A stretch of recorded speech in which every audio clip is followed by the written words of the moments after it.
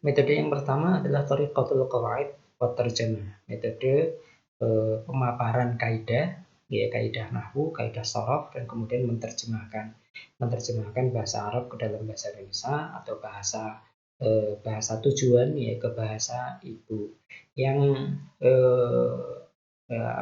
ciri khasnya yang populer, yang penting ya.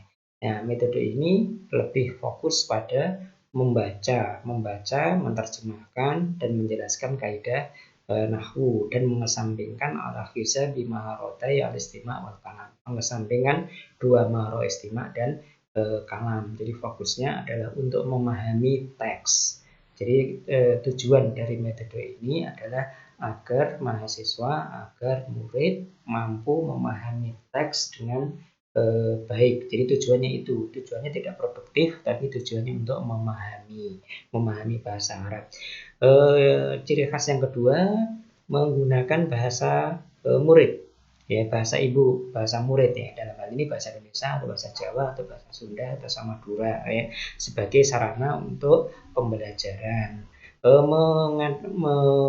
Menampilkan ya, menyajikan pembelajaran kosakata dengan bentuk daftar ya, daftar kosakata. Jadi ini ada hasub atau ya, course CD misalnya, al-course al-marin hadis misalnya, al-fa'riyah mos. Nanti di tema tertentu, terus kemudian di bawahnya ada kosakata, ada terjemahannya. Ini untuk lil hifdzi, untuk dihafalkan dan untuk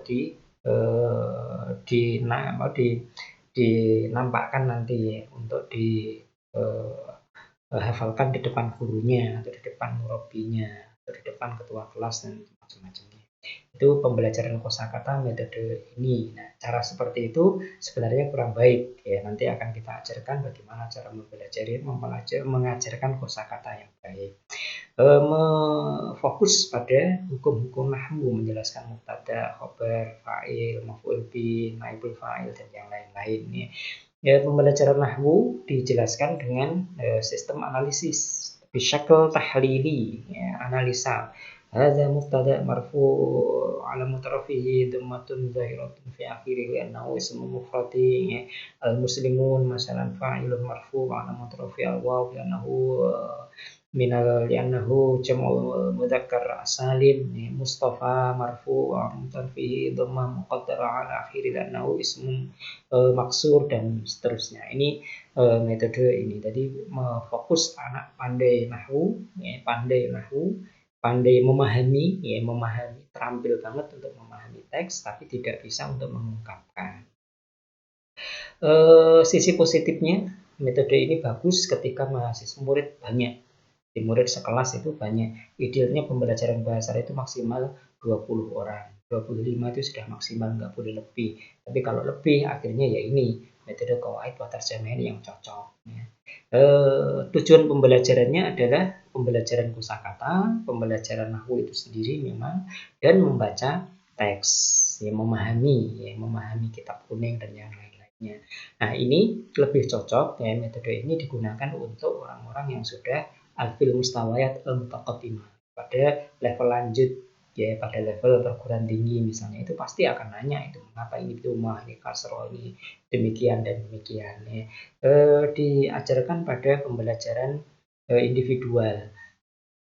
Sisi negatifnya metode ini mengesampingkan dua maharoh ya, yang paling penting dalam pembelajaran bahasa, yaitu mendengar dan berbicara atau bahkan menulis ya.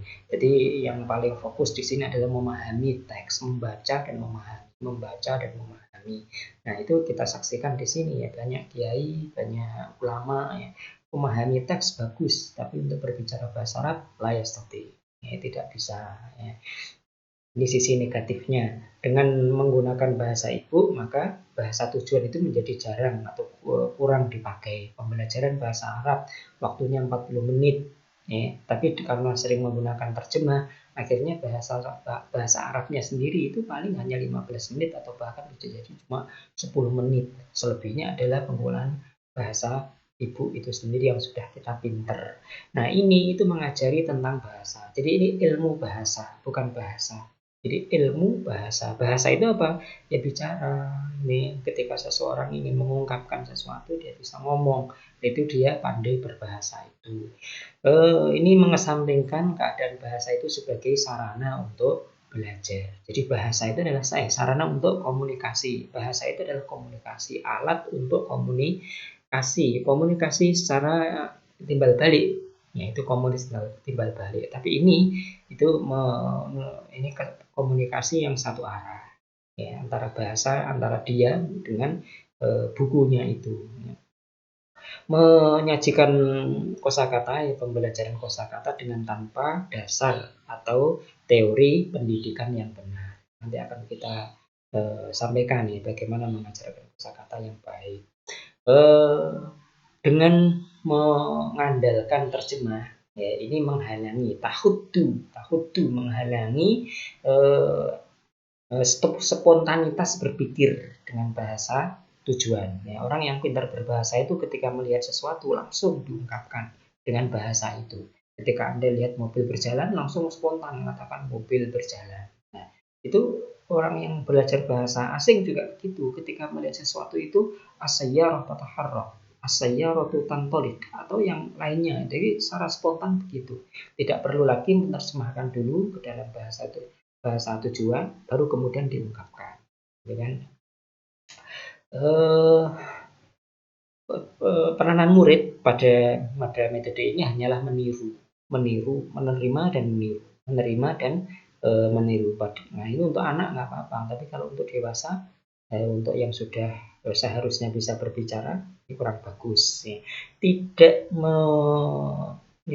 menjaga, ya, tidak memperhatikan perbedaan individual dan tidak cocok untuk anak-anak. Nah, ini ya, tidak cocok untuk anak-anak. Ini metode terjemah itu cocok untuk dewasa, untuk anak-anak tidak. Anak itu yang penting menirukan dan mengungkapkan seperti apa yang diucapkan oleh orang yang mengajari.